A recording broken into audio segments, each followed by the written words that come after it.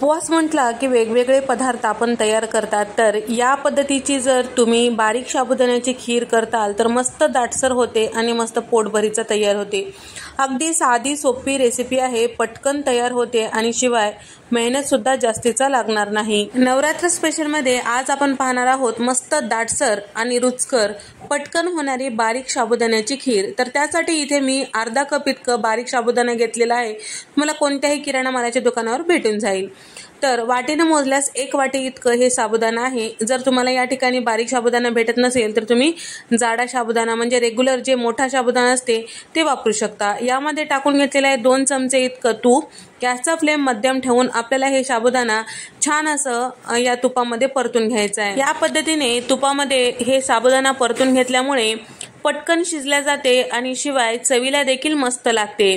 तर इथे तुम्ही बघू शकता साधारण एक 5 ते 6 मिनिटांनंतर साबुदाणा छान असं दुप्पट फुलल्या गेलेला आहे। मस्त असं हे साबुदाणा फुललं की दिसायलाही मस्त हलकं फुलकं लागते आणि चवीलाही तेवढंच मस्त लागते। या ठिकाणी हे साबुदाणा फुलल्यानंतर यामध्ये टाकत आहे 1 लिटर गरम करून घेतलेलं दूध। शक्यतो गरम करून घेतलेलंच दूध घ्यायचं म्हणजे पटकन खीर होते। तर दूध टाकते वेळेस आपल्याला गॅसचा फ्लेम मध्यमच ठेवायचा आहे आणि त्यानंतर सगळं एकदा व्यवस्थित मिक्स करून घ्यायचं आहे। तर दूध टाकल्यानंतर छान असं मिक्स करून घेतल्यामुळे यात गुठळ्या होणार नाही। जर तुम्ही दूध टाकल्यानंतर मिक्स नाही केलं तर गुठळ्या होऊ शकतात। सतत मिक्स करत राहायचं थोडंसं याला दाटसरपणा येईपर्यंत। तर या ठिकाणी गॅस मोठा केला तरी काय हरकत नाही, पण सतत आपल्याला मिक्स करत राहायचं आहे। तर गुठळ्या होऊ द्यायचं नाही आणि व्यवस्थित असं मिक्स करत आपल्याला हे गुठळ्या फोडून घ्यायचे आहेत। तर या ठिकाणी तुम्ही बघू शकता साधारण एक 7 ते 8 मिनिटांनंतर या खिरीला छान दाटसरपणा आलेला आहे। तुपामध्ये साबुदाणा छान असं परतून घेतल्यामुळे साबुदाणा पटकन दुधामध्ये शिजल्या गेलेला आहे। तर पहिल्यांदा आपल्याला चेक करायचं आहे व्यवस्थित असं शिजलं का नाही। तर या पद्धतीने चेक केल्यानंतर मऊसूद असं साबुदाणा लागू लागलं की त्यावेळेस आपल्याला टाकायचं यामध्ये साखर। तर मी ज्या वाटीने साबुदाणा घेतलेला होता त्याच वाटीने इथे मी 1 वाटी इतकं साखर टाकून घेतलेलं आहे। तर तुम्हाला गोड कितपत आवडते त्यानुसार साखरेचं प्रमाण तुम्ही कमी अधिक करू शकता। काही जणांना खीर गोड आवडते तर काही जणांना थोडंसं मध्यम गोड आवडते, त्यानुसार साखरेचं प्रमाण तुम्ही ठरवू शकता। गॅसचा फ्लेम मध्यमच ठेवायचं, साखर मिक्स करत राहायचं।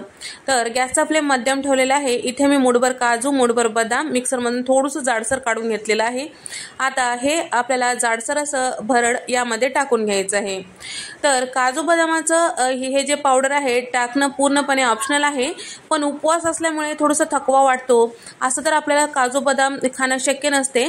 त्यामुळे या पद्धतीने जर खिरीमध्ये मिक्स करताल तर नक्कीच सगळ्याला खाता येईल। तर इथे काजू बदाम पावडर टाकल्यानंतर साधारण 1 मिनिट शिजून घेतलेलं आहे आणि बंद करते वेळेस थोडंसं सैलसरच असं खीर असायला पाहिजे, म्हणजे थंड झाल्यानंतर आणखीन थोडंसं दाटसर होते। इथे आपली खीर हे तयार झालेली आहे। तर मी घेतलेल्या प्रमाणानुसार साधारण 8 ते 9 वाट्या खीर तयार होते। आणि त्याचबरोबर मस्त अशी रेसिपी आवडली असेल तर व्हिडिओला लाईक करा, चॅनलला सबस्क्राईब करा आणि तुम्हाला हा व्हिडिओ कसा वाटला कमेंट करून सांगा।